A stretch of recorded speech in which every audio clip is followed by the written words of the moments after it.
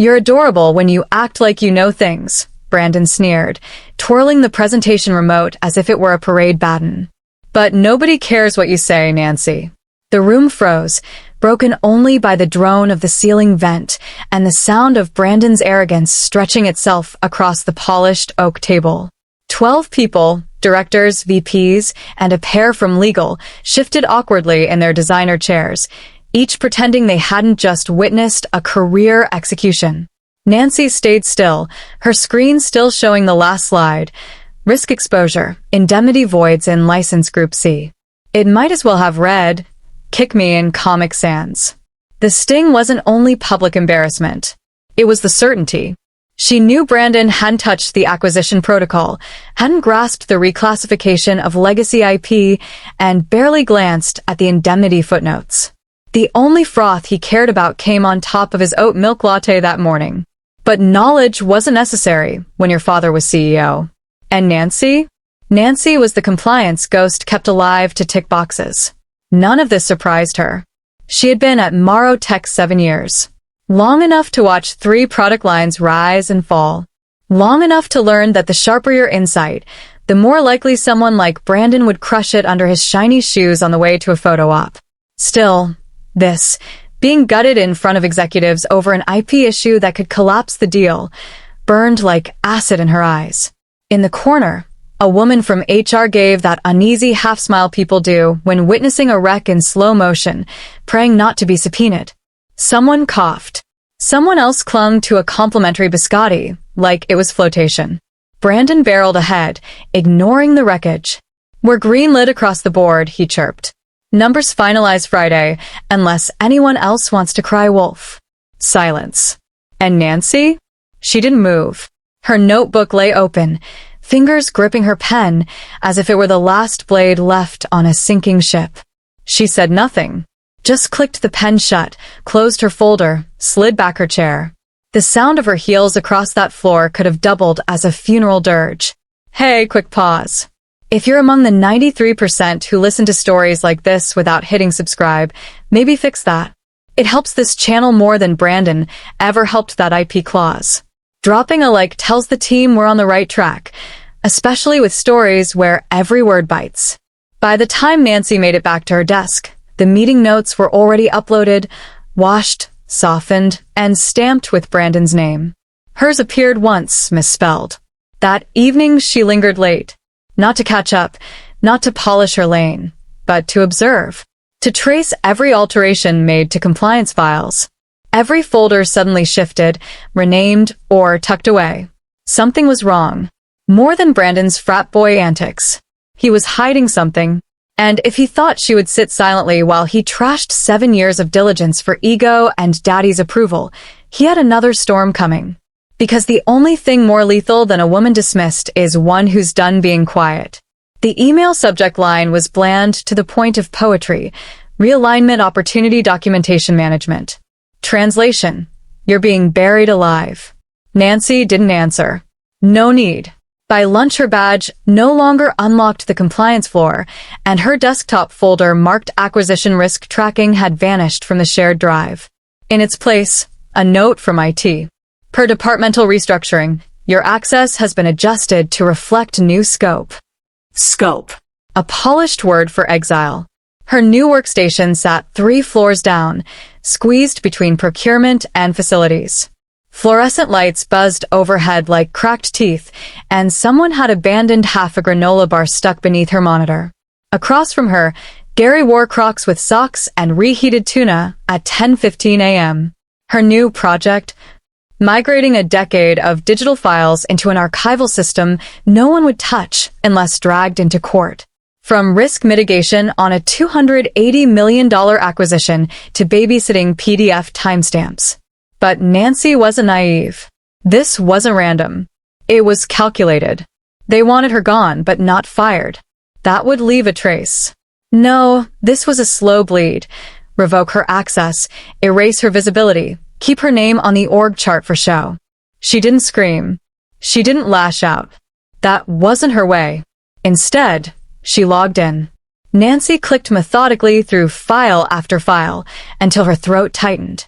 There were holes. Version logs that once ran dozens of entries deep now stopped at 3. Metadata stripped. Audit trails locked. One contract in particular, the licensing document she had flagged in the meeting, had been swapped for a newer draft. Same title, same date, but the indemnity clause was gone. She blinked, cross-checked it with her old notes. This wasn't a style update. Someone had erased history. Nancy leaned back, the office heavy with the scent of antiseptic and resignation. Then, almost against herself, she smiled. Because now it wasn't paranoia. Now she had a breadcrumb trail. By day, she played along, migrating, labeling, archiving. But after 6 p.m., she began her real work. She lugged in her old brother printer from home, dug out a fireproof lockbox from the attic, and started pressing ink to paper. Every changed contract. Every neutered draft. Every final version that no longer matched what she'd reviewed weeks before. She called it her just-in-case file. Just in case Brandon tried to throw her under the bus. Just in case the deal collapsed. Just in case anyone ever cared to ask. 2 weeks later, she had 132 printed pages, annotated, cross-referenced, and sealed in plastic sleeves. Upstairs, Brandon paraded in tailored suits, practicing investor calls. Downstairs, Nancy worked alone, red pen in hand, stockpiling truth like ammunition. She didn't want applause. She didn't want allies. She wanted evidence. Because when the tower of cards falls, and it always does, people don't trust memory. They trust receipts. At 9:47 p.m. on a Wednesday, her inbox lit up. Subject: Legacy Doc Inquiry, Marotech 2016 to 2019. Nancy froze at the sender. Jell Eckhart, external audit lead at Callum Partners, the firm combing every dusty inch of Marotech before the deal closed. She hadn't seen the name in over 2 years, since the Meridian merger audit. Jell had been quiet, razor-sharp, allergic to small talk, clutching binders thicker than phone books, and living on caffeine. Nancy had liked her instantly. The message was short, as expected. Hi, Nancy. Following up on some legacy license files that didn't pull into the Sharebase export. Can you confirm if Marotech retained archival backups of the 2017 to 2018 product group C indemnity schedule, particularly tied to pre-IPO transfer clauses? Nancy didn't answer right away. She read the line again. And again. Pre-IPO transfer clauses. Group C. The exact minefield Brandon had paved over like a pothole on his way to a quarterly bonus. She opened her private archive, stripping headers, redacting any trace of her access. She couldn't be caught feeding material directly. Not yet. But she could pass crumbs. She bundled a small set, sanitized pre-launch summaries, indemnity snapshots, 2 historical comparisons, just enough to spark suspicion without lighting the whole fuse. Her note was careful, attaching what I have on my end. Licensing schema, looks altered post, 2019. Specifically, Group C indemnity clause appears to have been erased without so much as a burial. She hovered, then clicked send. That should have been the end. 2 compliance women trading footnotes in the dark. But 5 minutes later, a reply came back. No subject. No signature. Just one line noted. I'll take it from here. Nancy leaned back, the printer behind her word, spitting out timestamp logs like a mechanical confessional. She didn't know Jell's plan. Didn't ask. But something in that answer shifted the air, like the first tug on a loose thread of an overpriced suit. For the first time in weeks, Nancy allowed herself to exhale. Not much, just enough. Like breaking the surface after being underwater too long, lungs burning for air. She slipped a sticky note onto the fresh printout. Sent to Jay, 9:47 p.m., Baitcast. Brandon wouldn't see it coming. While he strutted upstairs through his slideshow marathons, someone had just opened the cellar door and found. The rot had surfaced. And Nancy? She wasn't in the dark anymore. Brandon strutted into Thursday's status meeting like he was boarding a yacht that wasn't already sinking. Fresh cut, navy blazer. Open collar. The kind of smug tech bro casual that screams I finished a LinkedIn course on leadership. He clapped once, beaming like a youth pastor about to unveil a sermon in PowerPoint. We're on track. Synergies aligned, licensing clean, legal 90% through review. Headed into Friday's acquisition call ahead of schedule. A ripple of polite nods circled the table. Marketing, finance, HR, ops, all hit their marks. Legal twitched, but not enough to stop the show. Compliance? Compliance had been gutted. Brandon gestured at a cartoon-sized pie chart. Special thanks to Jenna for wrangling the asset roll-ups. Huge kudos to Todd for migrating the IP schema. Real heroes. Nancy's name never appeared. He carried on. We did streamline some redundant roles during this process. A few folks shifted to back-end support. Nothing personal. Just operational necessity. Nothing personal. Nancy watched from her basement cubicle, muted. Her fingers hovered over the keyboard. None of this shocked her. It was pure Brandon. Shine the turd, coated in gold, then crush anyone who remembered the smell. What did surprise her was the flicker in legal's eye. Marissa Tran, associate counsel, leaned in. Brandon, just to confirm, the indemnity carve-outs for Group C licenses. You've reviewed those yourself? Brandon didn't blink. They're in the reissued compliance doc. Final version. October 5th. Sharebase, folder 12.3. Nancy's pulse jumped. October 5th. She checked her offline archive. That file didn't exist. The last authentic draft was October 3rd, hers. After that, edits had been ghosted. Someone scrubbed the trail, re-uploaded a hollow doc, and stamped it final. Marissa hesitated. Okay, I'll flag it for one last review. Brandon smiled his dead-eyed smile, the kind that says, flag away. The CEO's already signed. Of course. Happy to circle back if needed. And just like that, the moment slipped. But for Nancy, it was enough. She slid out her log sheet marked audit ghosts. October 3rd, final IP draft, Group C indemnity intact. October 4th, Brandon's email, we need a simplified version. Too dense. October 5th, new upload, indemnity missing, metadata wiped. October 6th, Marissa's flag. She drew a red circle around the 5th, an arrow to Brandon's note, labeled it escalation trigger. Her backup folder had evolved into a forensic map, a breadcrumb trail from oversight to sabotage. She printed Brandon's thank you slide, scrawled names omitted, and at the bottom wrote, duplication equals erasure. He thought he was tying up loose ends with buzzwords and charm. But Nancy knew better. He wasn't finishing anything. He was assembling his own collapse. And she was documenting every nail in the coffin. The cursor blinked on her screen like a heartbeat.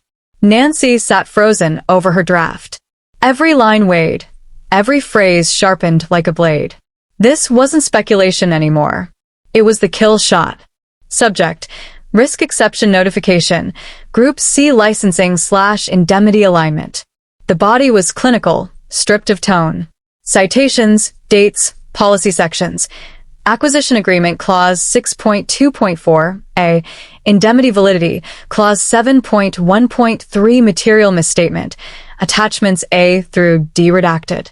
She closed with a line that sounded harmless, if you didn't grasp the stakes. Given the discrepancies between the October 3rd and October 5th document versions, this may impact the scope of indemnity protections outlined in the acquisition holdback schedule. She addressed it to the official compliance inbox, where in theory both legal and exec review fed in, and quietly BCC'd her personal Gmail, just in case it disappeared. Then she clicked send. And just like that, 7 years of biting her tongue, of being dismissed, reassigned, erased. Invisible, undone by a single email. 9 minutes later, Brandon appeared in her basement doorway, panting like a dog that had lost the fight but still wanted to bark. No knock.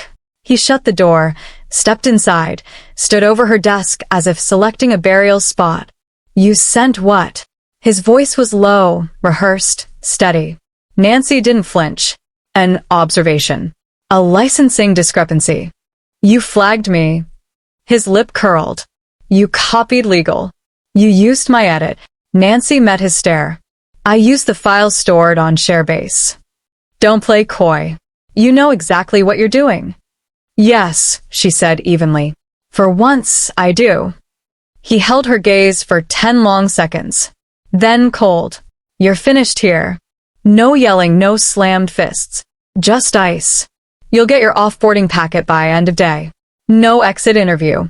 No transition notes. Want a lawyer? Hire one. He turned, hand on the knob, then paused. You should have stayed in your lane, Nancy. And he was gone. She didn't move. Didn't cry. Barely breathed. Her hands trembled once, then steadied. She turned back to her monitor, opened a blank page. Timeline Addendum. Part 2. October 7th. Internal memo flagged. Brandon confrontation. Termination issued. She saved, printed, slid it into the binder. Then locked the drawer. Whatever came next, whether her email vanished, whether legal acted, whether Brandon tried to bury her career 6 feet under, didn't matter. The truth was logged, time-stamped, archived in multiple formats, mirrored on a server he couldn't touch. The countdown had begun. Brandon, meanwhile, was radiant. Not just smug, glowing, like a man convinced he'd outrun evidence. Big day Friday, he crowed to interns, striding across the upper floor. Coffee in one hand, the other fist tapping door frames like a politician on victory tour. Full alignment. Callum's team is locked. We're on rails now, people. He winked at Todd from IT, finger-gunned HR, mock-bowed at legal's junior associate. If the air was tense, he couldn't smell it past his cologne. Downstairs, Nancy sealed her boxes. Her inbox was quiet. Slack channel silent. IT had scheduled her device wipe. After lunch, HR cheerfully sent a ticket. Please compile your institutional knowledge into a shareable offboarding document. Translation: strip the wiring from your own coffin. She didn't care. The clock was ticking. She labeled everything, color-coded sections, copies of the licensing schema, versions A through D, snapshots of metadata before and after the October 5th upload. Inside the front folder, a sticky note. If found, please forward to legal or the press. Then came 3:12 p.m. Her personal inbox pinged. One message. From Jell at Callum Partners. Subject: Legacy Docs. Will you be present for Friday's closeout? Final review begins 9 a.m. One line. No greeting. No sign-off. Pure Jell. Nancy froze. Read it once. Twice. Again. Not should you be, not can you join. Will you be present? As if Jell already knew. As if something was already loaded, chambered, waiting. Nancy typed one sentence. I'll be nearby. No explanation. No questions. She closed the laptop. That night, she drove to the UPS store, mailed a sealed envelope to herself, priority signed. Inside, her timeline, her redacted audit trail, and the original October 3rd indemnity clause. Insurance against erasure. Sleep barely came. She didn't need it. Let Brandon polish his speech. Let him shine his teeth and practice his fake humility for the buyer's CEO. Let him daydream about a new title under the umbrella. Let him believe it was over. Because it nearly was. One meeting left. One binder. One email that hadn't been buried. And Nancy, she wasn't coming to fight. She was coming to watch the ending. The boardroom gleamed chrome and tension. Brandon stood at the head of the glass table. Brandon stood as if auditioning for a role he'd already cast himself in. Next-gen visionary. Disruptor-in-chief. The golden boy with stubble sharp enough to look dangerous, but still scented faintly of sanitizer. First off, he began, sweeping the room with an open-handed gesture he'd clearly rehearsed in front of a mirror. Let me thank everyone at Callum for their patience, partnership, and persistence during this integration. He was using that voice now, the blend of TED Talk and timeshare pitch. This acquisition isn't just a merger of assets. It's a merger of values. Our tech with your scale. Our product speed with your market reach. This is the next era. Across the table, the buyer's CEO gave a single tight nod. His lawyer didn't blink. Callum's finance had tapped a Mont Blanc against his pad, never writing a word. And halfway down the row, blending into the wood paneling, sat Jell. Silent. Unmoving. Watching. Brandon pressed on. Our compliance team, lean as it is, has maintained total document integrity.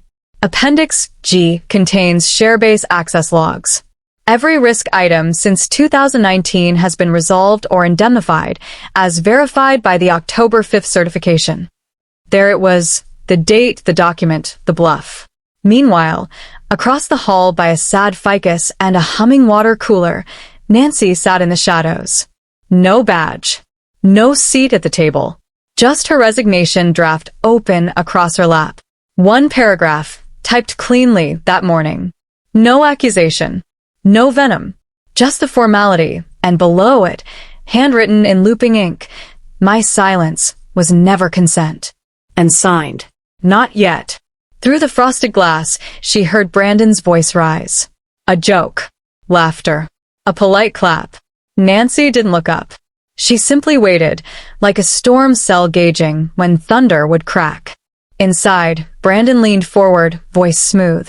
We're ready to close, pending legal's approval. I believe we can finalize escrow today. Then Jell moved. Just slightly.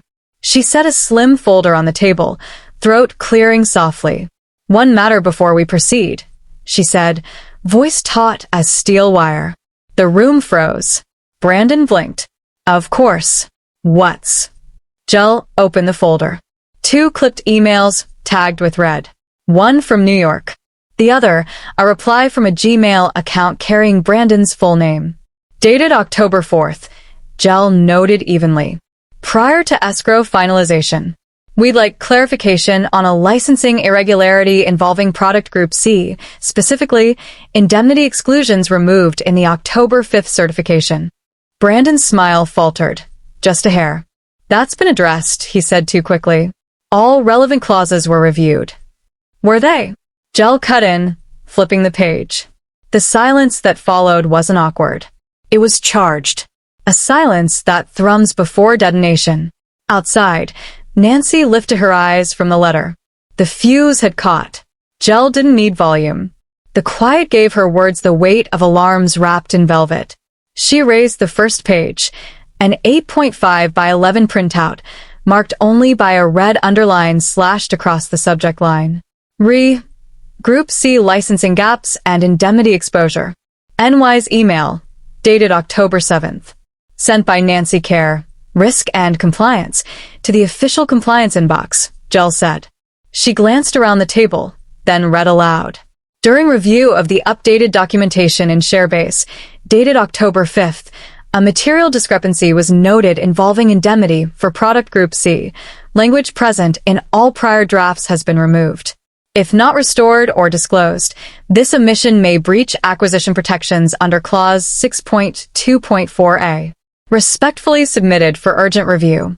She lowered the sheet, set it down gently, and lifted the second page. Also October 7th, she said. A reply from Brandon Calloway's personal Gmail, addressed directly to Ms. Care. She let that phrase hang in the air, fragile as dropped glass. Brandon shifted. Not much, just a tightening jaw, a subtle lean, like a man realizing too late the floor wasn't solid. Jell read on, calm as ever. Nancy, you're overthinking this. No one cares what. He slid the sheet across to his attorney. The lawyer scanned it, blinked once, then leaned toward his client and murmured something too quiet to catch. Nancy, waiting just beyond the frosted glass, couldn't see the note, but she recognized the change, the lawyer's spine stiffening, the pause in his breath. Inside, silence swallowed the table. Brandon parted his lips as if to respond, then shut them again. The buyer's CEO finally looked up, face unreadable, voice chilled like forged steel. Is there anything else we should know? Brandon said nothing. For the first time in weeks, Nancy's mouth curved, not because it was finished, but because now it had to start. The buyer's lawyer leaned back in, whispered 5 words that nailed Brandon's coffin shut. Oh, this kills the escrow. The phrase hit like iron crashing through glass. The CEO let out a long, slow breath, then turned toward the Marotech side of the table with the certainty of a man watching a deal curdle in real time. In light of this, he said, clipped and final, the 60 million holdback clause is void. Terms must be fully renegotiated. Operational integration is suspended pending a secondary audit. Someone gasped. Another's pen clattered to the floor. Brandon sat pale, sweat beading at his collar. He lifted a hand, half-formed gesture, deny, spin, anything, but the buyer's CEO raised his own palm. Don't. Not loud. Not angry. Just final. Then his gaze shifted down the table to Marotech's CEO, Brandon's father, stone-faced, unmoving. You buried a compliance risk, the buyer said, each syllable sharp as a blade. And your son recorded it off-channel. Intentionally. If I learn your leadership team colluded, this deal ends outright. Clear? The elder Calloway sat rigid, lips white-pressed, saying nothing. Effective immediately, the buyer continued. Mr. Calloway is removed from these negotiations. A security officer, Callum's, not Morrow's, entered quietly and took position at Brandon's side. Brandon rose slowly, reaching for his tablet, but the guard gave a small shake of the head. Leave it. He scanned the room one last time. No eyes met his. Then he was escorted out. In the corridor, Nancy stood as the door swung open. Brandon emerged first, shoes striking sharp against tile. His gaze caught hers. Nancy, She didn't pause. Didn't blink. Just walked past, as though he were furniture being carried out of a house she no longer owned. Back in the boardroom, Jill was already on her feet. She gestured toward the doorway. Send her in. Nancy entered with steady steps. The buyer's CEO regarded her like a man who'd finally found the one smoke alarm still working in a burning building. Read your email, he said simply. Thank you. She inclined her head once. We'd like to extend an offer. Compliance led. Retention bonus. New culture, new rules. Nancy didn't smile, but the tension in her shoulders eased. I'll need it in writing, she replied. Of course. That evening, in a temporary office 2 floors above the basement where she had endured her last weeks, Nancy opened a drawer and slid in the thick, labeled binder. Across the cover, one line inked in black. When they don't listen. She shut the drawer. No applause. No spectacle. Just the quiet weight of earned authority. This time they had listened. Too late for them. But not too late for her. Big thanks, Legends of the Old Office Days. Subscribe to keep the chaos switch alive. Your ex-boss is still shaking in his loafers.